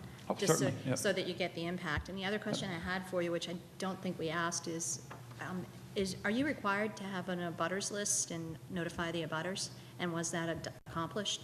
No, Mass DOT is not required to notify abutters. So the only public notice anybody got in our town was the newspaper ad, right? Correct. Correct. Okay, so even more so that, I think. They're making the copy for us. Yeah, they're making That's a it. copy, but more so, I think we might even want to think about that. The other concern I have is that we typically rely on our planning board engineer to do some of the reviews of the calculations, and I don't think that that's going to occur this time. Okay, Mr. Chairman, it's my understanding anyway that you are coming before the Conservation Commission in Abington again, are you? Yeah. I'm sorry, You're sorry, I beg Chairman. your pardon. You are coming before the commission again anyway, are you? Correct. Right. Correct. This is an informational meeting as such. The and first then- hearing to get everything out, and then Right. we, you know, if it's not finished, you have outstanding questions, we meet in Abington next time, I think, in Weymouth if they wished. Just a separate meeting the next time, I think, if that's, although we haven't discussed the logic behind that yet. Well, this is actually the public hearing, Right. but if you continue the hearing, Yes. you would have your next meeting in Abington if you Correct. continue from this Yes. evening, so. Yes. Yes. Yeah, Oh, no, yeah, I'm I just beg trying to pardon. understand how you Yep. are Oh, that's working, fine. It that's is all. a bit confusing. Yeah. It's different. Understand what was going on in our town as far as process, because it's a little different than usual, so we may want to think about that as we go forward. about- Right. I think some people did talk about planning and, there's a fire station just up the road there and there was an issue about the roads and all that stuff. But actually that doesn't really come in the purview of the Conservation Commission. But I misspoke. This is an informational meeting. This is an actual public hearing. But it was my understanding that you were going to come before the Abington board anyway too, further on in the project. Is that right? Correct. We're going to ask for continuance, for one, for the NOI, but also for the ANRAD, because we're going to do a site visit with the commission Yes. to go over the resource area delineation. So, I think that might look after the notice part for the people in Abington, because this meeting was noticed in Abington. Yeah, I guess my point is, and I'm let me try to be clear, is the fact that normally the abutters get an actual notice at their house. Right. For example, this particular piece has an impact on those people or the owners that live in those houses and the building down here. Now, they could know because you must be working with them because you're going to do easements, but I don't think that necessarily people recognize it's their only opportunity if they have an issue to say something. And is that taken care of in the CMRs? Is that why you're not able to give a butter, you do not give a butter's notice? Mass DOT is exempt from notifying abutters, so we don't do it. We have, It is exempt as a State Department, forgive my ignorance. Correct, and there was a guidance, I believe, published by Mass DOT years ago that specifically called out the Highway Department as being exempt from that requirement. Right. And actually, we did actually deal with this issue once before when you came before us a few months ago, actually. And at that time, I remember we were dealing with But that was an unofficial filing. They were No, just it giving. wasn't. That's true. Yeah, so it's a little different. This is actually official. So we might want to think about that as we go forward, what we might want to do Surely. to notify the public. Surely. That's all I wanted to say. Sorry about that, I Oh, kind not- of went not at off. all. It's- So where's the drainage areas that you're directing some water from here and some water there? How's the drainage, where's it coming from for each of those? Beth's parent is with us today. She's a little more knowledge than I do about the nuts and bolts of where things are coming from. I don't know, Beth? Hi, Beth Parent with Tetra Tech. I worked on the stormwater design. There are watershed maps, very detailed in the stormwater report, but basically, just from my memory, the watershed is coming from the beginning of the project here to just between where you see the two outfalls. And these are existing outfalls that we're just maintaining, and we're trying to do some improvements at the outfalls. So then the watershed that goes to the second outfall, which is where the detention pond is, starts right in the middle of Route 18, right between the two outfalls, and goes north maybe 300 or so feet, and then you'll be into the next watershed. So there's 15 different outfalls in the length of the project. But the water is coming from Route 18. And so this one over here is an existing outfall over Yes. here? So it's just because it is existing, you're just rehabbing it to make it a little better instead of going with. Correct. You don't have to go all the way with the storm drainage regs, because this is all a addition to Route 18, is that correct? Correct? Right. Is that what I'm getting? Yep, we're So just I'm just trying maintaining. to understand the Yep. regulatory perspective here. It's not a brand-new roadway, you're improving it, Right. so you're going to improve things along the way. Different portions of it. Some of it's considered redevelopment, some of it's considered new impervious area. And depending how do on- you decide what's rehab and what's new? So new development is anything that is greater than a lane width of widening. Anything like adding shoulders or anything that's less than that width or rehabbing an intersection is all considered redevelopment. So the addition of sidewalks in places where there's not sidewalks would be a new That would be impervious area? redevelopment, because it's That not would be full lane width. redevelopment? Yes. and- So is there anything new? Yes, there are sections that are wider than a full lane width where we're widening. Oh, okay. Yeah. Yep. Thanks, Beth. Thank Do you. you have And I any more? think we have the stormwater report. I just You do. didn't see the Yeah. binder when I was there. We only got one, right? And there's CDs in everybody's book, if you. There's it's- CDs? It's how many pages? Yeah, all the way in the back, the big thick one. It's 740 pages, so we didn't want to kill trees and print that many. I mean, it's really difficult. So Yeah. we've gone with CDs, and if Okay, you want good, another thank one. And that has each catchment area on the maps. Okay, great. PDFs, they work pretty well, actually. It's easier to get through, I think, too. I don't know. Is there any more questions on Falls 1 and 2? Abington? Okay, we have stormwater outfall number 3 in Abington, which is again, a detention basin with sediment forebay. There's 19% peak flow reduction and 44% TSS removal associated with it. So it comes in this way, Beth? Correct? Yeah. That's new, correct? And the stormwater basins are new. The drainage is rehabbing existing drainage. What street is that you're looking at right now? Summit in Abington, so it's right Summit before Road. Vin and Eddie's, right? Not Vin and Eddie's. Summit Road. That's, else. Right. what do we have there? Patty Joe's Cafe, is that right? Patty Joe's Po' Boy Cafe. Right. Yeah, across from Vineyard. If that helps. Right. No, we're not in Vineyard. Sorry, I beg your pardon, sorry to interrupt. Whereabouts is that exactly? Is it Vineyard? It's Summit Road up there. Right across from Summit Road, and there's actually a few little, Summit's where, just before the daycare, Yeah. that's over, and then this is across the street. is it, I believe that's the daycare over here? Yeah. Yeah. And there's a, yeah, and then, Now, you take that by eminent domain, or is that yours property now? Brian, do you mind? The taking for the basins? Do you want to get them up, sorry? Brian Ackley, Tetra Tech. That would be taken by eminent domain. MassDOT doesn't own it. There is an outfall, though, and they do own that, existing. There's an outfall there, but you're going to take it by eminent domain? Is that what you said? For the basin area The basin. is eminent domain. That yellow area you're The saying? space to create the basin is required, yes, so there has to be a taking that area. And the 19% peak flow reduction is at the 1, 10, 100-year storm, do you know? 10? And at the 100, we're still below? Yeah, there's still a reduction.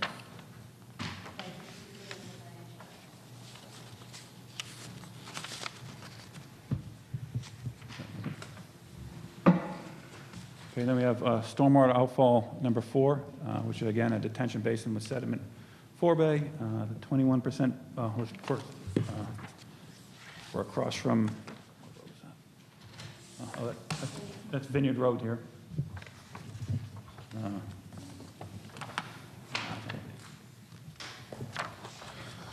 So, are you going to do anything to the piping that's underground that goes across Route 18 there? Or are you just going to leave it intact? Beth Parent with Tetra Tech. So under existing conditions, all of the stormwater kind of combines into one pipe under Route 18. It comes from Wetland D. It comes from another ditch that goes behind Vin and Eddie's. Oh, wetland. And it all comes in and connects. under the parking lot, and then it crosses under to a single outfall. So under proposed conditions, we're actually separating out all of the Route 18 drainage and directing it towards the detention pond. And we're putting in a new cross pipe under Route 18 that's going to be just the water that comes from behind Vin and Eddie's and the water that comes from Wetland E. So it should avoid flooding. It's all still going to be going to the same location eventually. Yes, and we have an active, you guys probably don't know this, for years ago, an enforcement order on that entire property. And the gentleman has brought in a lot of fill, and I would suggest that you might want to think about testing it, because we don't know where it came from. Particularly as you get towards where this basin is, it might not be so bad, but it's over, as you cross it over to where you're going to go on to Route 18, where his entrance is. So you might want to take a look at the files. And that's the, I don't think we've seen it. contractor yard, right? because Yeah. We just can't get him to clean That's it the up. contractor yard in there, right? And it's- Yeah. Yeah, I think he's brought in things from Southern Artery and others, and he was running a gravel crushing operation at some point during there, so there's a lot of fill there, as I think you might have noted in your. Yes. Just a heads up, so if you are touching soil there, you might want to think about what you're doing. Appreciate that, thank you. I don't think it may or may not be clean. Yep. Okay, so we're, And there's a wetland on this property. He had developed a stream, we had him rehab the stream. I don't know how good a shape it is. I haven't been on the property in years, but is it flowing? And is it intermittent or is it perennial? do you know that? It's an intermittent stream. Intermittent, and you guys have the data for that?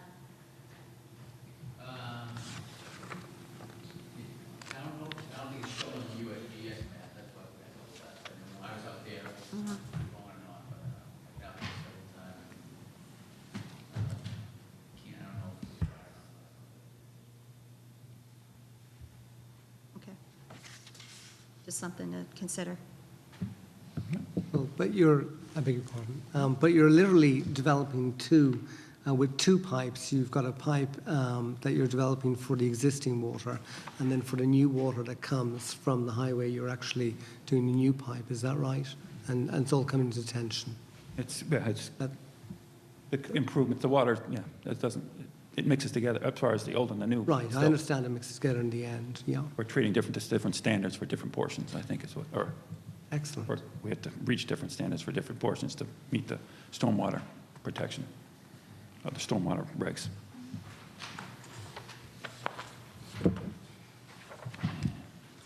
It's outfall number 5 in Abington. That's, I think it's the pool place. Yeah, it's the pool place, and that is Johnson and, my eyes are terrible. Johnson and, Isn't the pool place across the street? so yeah, that's the pool place is right here. Yeah. Yeah, so, That's Johnson and Johnson, or the, Yeah, where the Johnson buses and and McGill. beyond Johnson the and McGill? zombie Johnson exhibit? McGill. Yes. So again, we have a detention basin with a sediment forebay. That's where there's 27% peak flow reduction and 44% TSS removal. And where is it discharging? So in this location, the outlet control structure is, it connects to I think it's an 18-inch pipe that flows south, it flows east through the bus parking lot, which is where it goes today.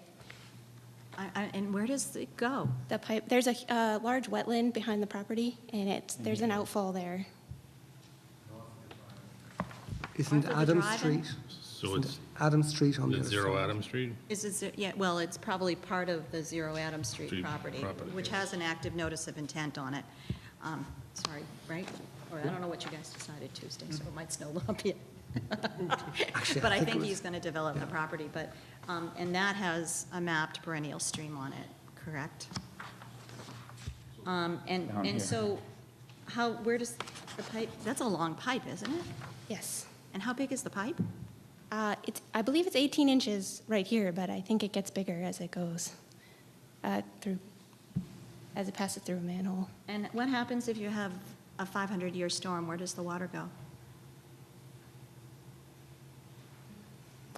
Well, it would go to the wetland right behind that, right? Whatever it is. Well, it's East just, of- normally detention basins are right next to wetlands or close, and that's a pretty good distance. And so when you have like a more than 100-year storm, it just like flows into the wetland. But in this case, we're going to flow onto a commercial property to another property. So that's why I'm asking. It's kind of a funky, the rest of them are discharging to wetlands, and this is not direct discharge. This is a good distance away. And you are bringing it to the Adams Street piece that abuts the Pond Street piece. So, I'm just trying to understand. How much flow is it? Maybe that's a good question. We can look it up afterwards. Sorry, I'm asking you so many trivia questions. You have a lot of basins that you have. I don't know, I'm having some issues with this one, guys. Just so that, I think it just, it's just it's a drainage issue more than it is it's just a little funky because, you're not in the wetland, but it's. And it's just something that we could come back to at the next meeting, and Yeah. hopefully if there's some communication, we can get you some details you need to satisfy. Please. Michael Smart from Weymouth, but isn't there a drainage ditch on the west side of Route 18, right in front of the pool place, that runs north and south? Or is that a private swale? Oh, there is one. There's a swale there. There's a swale there, and there's an underground pipe that goes under the parking, under the entrance, the two entrances, I guess they'd be there. There seems to be a concrete conduit underneath the ground there. Does that get impacted, or does that swale have to be pushed further west from the widening project?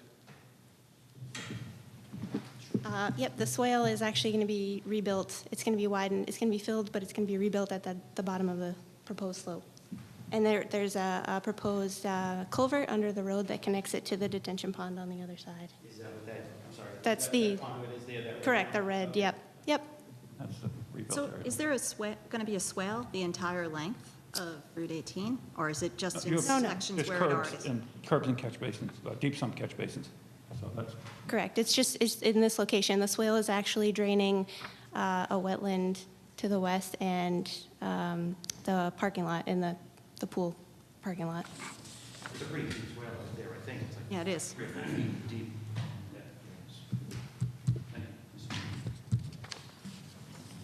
then we're moving to. Yes, sir. Can I add something on the stormwater from the department's standpoint? It might be helpful, I think. I'm Chris Ross from DEP. Just to explain the variance process a little bit with respect to stormwater, the overall stormwater plan will be reviewed by the department as part of the variance request, because what you have here is a combination of redevelopment for the existing paved Route 18 and new development for the widening, which includes the additional lanes, shoulders, and sidewalks. So you have, and to clarify one thing, I think the chairman asked I think you might have gotten the impression there were two separate drainage systems for a new roadway and existing roadway, and I don't think that's the case. You have a single drainage system that's combining the new and the old.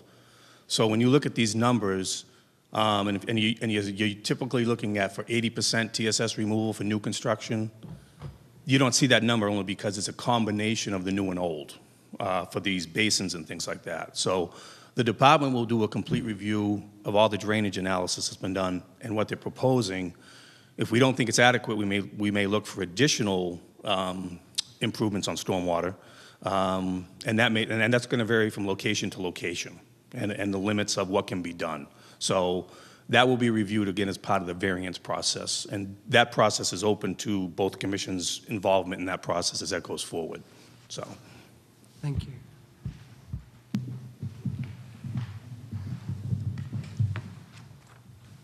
and outfall 6, and we're in Weymouth now. We just have an outlet sediment trap. We are, there's the town line right here between, this is Abington and Weymouth, so that's, if everyone knows where the town line is, that's where we are. That's also Michelle Drive over here. And we're doing this is just a outlet sediment trap. There's no peak flow reduction, but you do get some TSS removal in this area. Mr. Chairman, can I ask a question about that? That's an area I think that is, that flows eventually, that wetland system down towards Abington.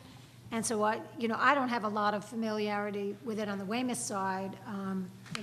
There isn't a decrease in the peak flow. So I just, was hoping that, that Abington folks would have an understanding of what's happening here and if you have issues or don't. But I'm not familiar with it on the Weymouth side. I know some of the other areas we've tried to identify if there's increases, if it's an issue for flooding or whatever. I don't know if you have existing problems. I don't know of problems in Michelle Drive or that area, but that does flow, I think, more towards Abington rather than towards Weymouth. Yeah, I think beyond it, it's pretty much undeveloped back there. It looks from the larger maps that there's a lot of wetland area. I think we have a very big wetland area there. I think it's the development on Route 18 and then, whatever you see on Route 18, and then there's just nothing back there except a big marshy wetland. It's Okay, pretty wet. that's what it looked to me from the map, so it looks like maybe that could be absorbed, that increase, without,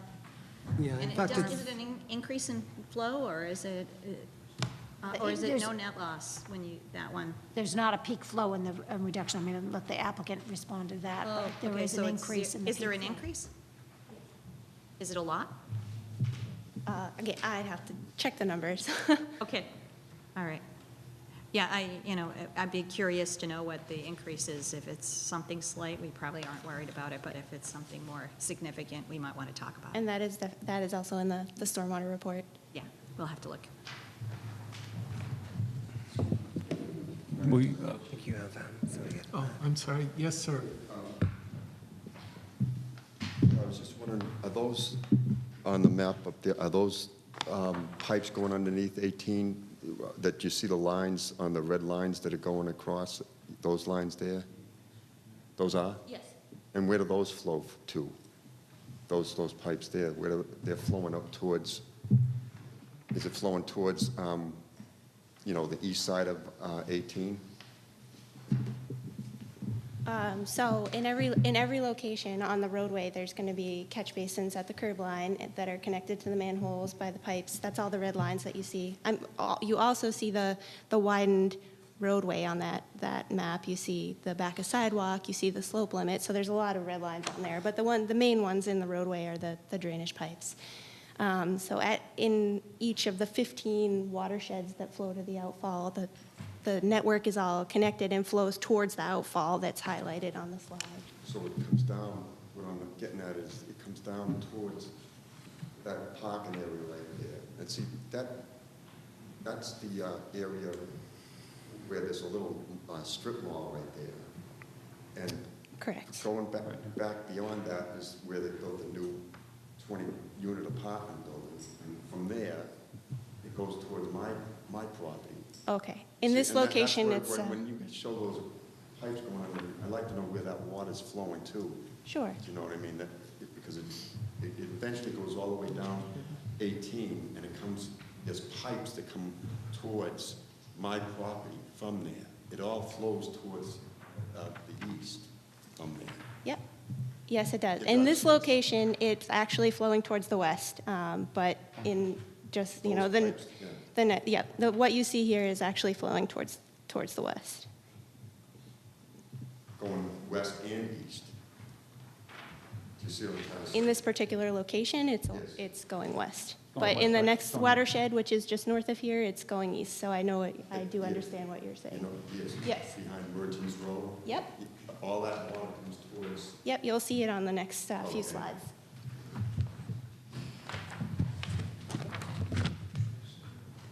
Okay, Beth, come sit with us. Doing all the work. Okay, so we have, again in Weymouth, so we have stormwater outfalls 7 and 14. Both, we have detention basins with sediment forebays and riprap aprons. This one is located in you have an outfall here that drains through the backyards and into Pond Street. That's how it comes down. Yeah, through these backyards. All the way through the backyards, and then it comes down over to Right. 18-inch pipe that goes underneath the Pond Street, and it comes towards my property, right to my property.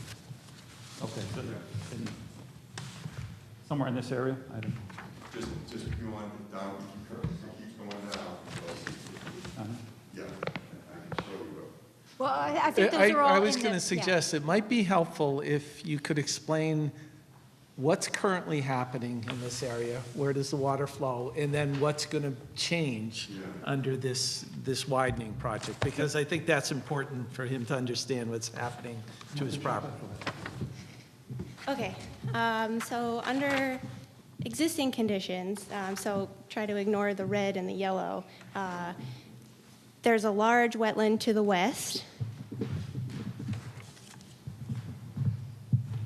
Let me see if I can find my, right here. So there's a 30-inch culvert that goes under Route 18 right here. There's a large wetland up here that drains through this culvert, and this pipe, there's an outfall right here into a drainage channel that goes through the backyards.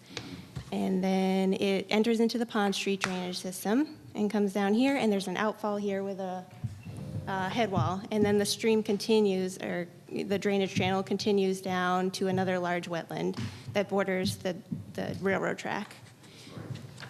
So that's the pipes? The water flow continues all the way down to the Abington line. Right, so, but anything coming out at this outfall is all gonna come from upstream. It's gonna come from up Pond Street, and there's a little bit of the Pond Street intersection, and then the watershed area continues along Route 18 to about here. So all of this is coming this way in the pipes and coming down this way. Yes. So under proposed conditions, we are aware of the flooding issues, and we're trying to mitigate the increased flow that's going to be created by the widening. So what we're doing is we're proposing to divert some of the upstream flow that used to come in here to this new detention pond that is right in the corner of the bank property, right at the intersection. So the water's going to be attenuated here and released at a controlled rate so that we can reduce the peak flow. So the peak flow is going to be reduced at this point because some of the upstream flow is diverted and goes this way, which outlets into Pond Street and still goes to the same outfall, but it's going at a lower rate, a controlled rate. We're also proposing a detention pond here. There's actually an existing detention pond here that treats the South Shore Savings Bank property, but the widening of Route 18 is going to impact that detention pond because we're going to be filling portion of it. So we're rebuilding it, and it used to outlet under existing conditions back into this pipe, which went through the backyards, and there was also flooding concern in all of these backyards. So now we're actually going to outlet it this way into the Pond Street drainage. This is all underground in pipes, and it still comes to the same outfall where it did before, but it's going to be at a reduced rate.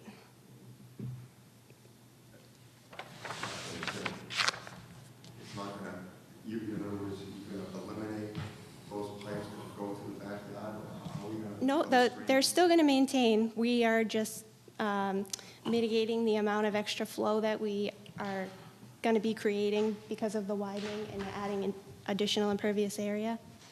So there's still going to be water coming through here, but we're going to be reducing the peak rate flow. Diverting a portion of it around.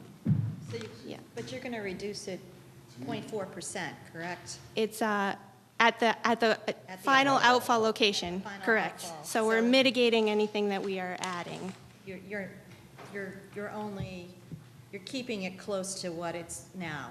Right. Flow, you're not really adding. Which is really the best, I mean, the best that we could do. We were trying to get much more reduction. We investigated many areas to have detention ponds, but there's really not many locations. But when to me, if you're adding a whole nother pipe, plus you have the other pipe, that means you're doubling how much more water that can come down there. You know what I mean? I just don't see how that's mitigated.